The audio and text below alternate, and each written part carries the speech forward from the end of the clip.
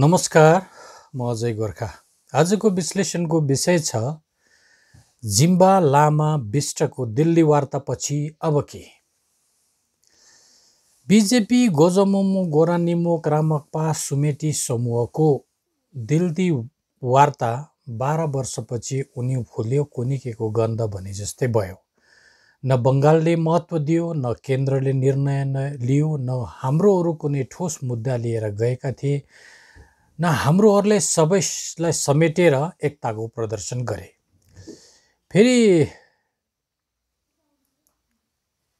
अब फेरि setup, PPS, final settlement, 11 जनजाति इत्यादिको राजनैतिक म्युजिक बजाउने, बङ्गाल अनि टिएमसी डेमोग्राफी परिवर्तनको भूतको डर देखाउने, स्तरको नेताहरू जतिलाई जुत्ता, पेन्ट, टोपी, स्वेटर, गाडी, फ्ल्याट किनिदिएर फकाउने अनि खेताला लगाएर जनताको भोट बिजेपीको इभिएममा दुवाली काटेर समेट्ने योजना मात्र हो कि यसभन्दा माथि पनि कुनै योजना, रणनीति, त्याग, समर्पणको कार्यक्रम छ हाम्रो नेतृत्वहरूको? अमेरिकाको सामरिक खुम्च्याइले नेपाल, भुटान, म्यानमार अनि बङ्गलादेशले झड्केलो बाउको छत्रछाया गुमाएको कारण भारतको ब्रिक ब्रदरसिप मान्न बाहेक अन्य उपाय देखिँदैन। परिवर्तन भएको जियोपोलिटिक्सले भारत सरकारलाई सबल बनाएको छ। नेपाल, भुटान, म्यानमार, बङ्गलादेशको अघोषित बिग ब्रदरको रूपमा स्थापित गरेको छ। तर यो ब्रिक ब्रदरसिपलाई बङ्गलादेशले मनबाट मानेको छैन, जसको निम्ति उसले चीनलाई झड्केलो बाउको रूपमा निमन्त्रणा दिएको छ, गुहारेको छ। चीन अनि बङ्गलादेशको समीप्य बढ्यो भने अठ्याउने स्थान भनेको चिकन नेक हो। यो चिकन नेकलाई 4वटा छुट्टै राज्यको आन्दोलन चलिरहेको छ। पश्चिम बङ्गालले भारत सरकारप्रति विद्रोहको तेवर देखाइरहेको छ। नेपालमा उथलपुथल छ, नर्थ इस्टमा पनि उथलपुथल छ अनि अर्को वर्ष विधानसभाको चुनाव पनि छ पश्चिम बङ्गाल राज्यमा। अनि पश्चिम बङ्गालको दक्षिण भागमा बिजेपीले जित्ने सम्भावना कम छ, तर उत्तर बङ्गालमा जित्ने सम्भावना भने धेरै प्रबल छ। अर्थात् बिजेपीलाई क्यारोट एन्ड स्टिकको परिस्थिति छ। भारतले अराकन आर्मीलाई प्रयोग गरेर बङ्गलादेशलाई हत्तु पारेको छ। चिकन नेकलाई फराकिलो पार्ने योजनाको काम युद्ध स्तरमा हुँदैछ। पश्चिम बङ्गालमा दखल गर्ने बिजेपीको प्रयास छ। चिकन नेकलाई फराकिलो पार्न भारत सरकार सफल भयो भने पनि गोर्खाल्यान्ड समस्याको समाधान हुँदैन। अनि पश्चिम बङ्गालमा बिजेपीले सरकार बनायो भने पनि गोर्खाल्यान्डको समस्या झनै समाधान हुँदैन। अनि बिजेपी हार्यो भने पनि गोर्खाल्यान्डको कुरा बिजेपीले उठाउने कुरै आएन। अब जति चुनाव आउँदैछ, एकपछि अर्को आक्रमण बिजेपीले टिएमसीलाई गर्दै जान्छ। एकपछि अर्को तरिकाले टिएमसी अनि ममता ब्यानर्जीलाई आक्रमण गराउँदै जान्छ। बङ्गाली हिन्दू पोलराइजेसन गराउने प्रयास गर्दैछ। यही रणनीतिको सुरुवात बङ्गाल शिक्षक घोटाला सन्दर्भमा कोर्टको मुडे भर्डिक्ट सुरु भएको छ।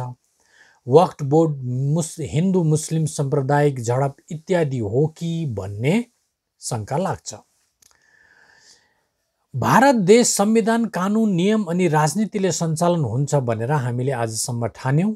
यही हाम्रो गल्ती भयो। यो देश राजनीतिको व्यापारले सञ्चालन हुँदो रहेछ। हामीले देशको परिस्थिति ठिक छैन, केन्द्र सरकारको परिस्थिति ठिक छैन भनेर पर्खिरह्यौँ। हाम्रो आन्दोलनको गतिलाई मन्द बनायौँ, तर केन्द्र सरकारले परिस्थिति सबल रहँदा पनि हामीले न्याय पाएनौँ। अब त नपाउने रहेछौँ भन्ने अनुभव भयो। अर्थात् केन्द्र सरकार अनि राज्य सरकार धृतराष्ट्र अनि दुर्योधन हो।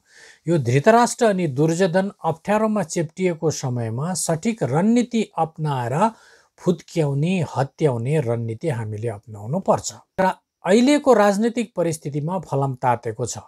बिजेपी, टिएमसी सँगै भारत देश अनि बङ्गाल राज्य सबै चेप्टिएका छन्। यतिको परिस्थिति हामीले कहिले पनि पाउने छैनौँ।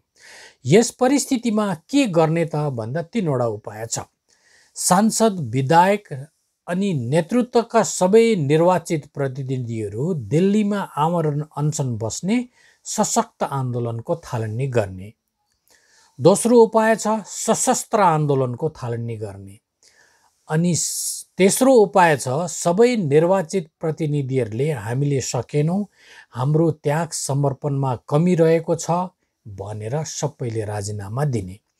यो तीनैवटा पनि गर्न नसक्ने हो भने सांसद, विधायक, सभासद, पञ्चायत सदस्य, सबै निर्वाचित सदस्यहरू अनि सबै राजनीतिक पार्टीका नेतृत्वहरू एक डाडो भ्रष्टाचारको गुहे पानीमा डुबेर आत्महत्या गरे हुन्छ। धन्यवाद। जय गोर्खा।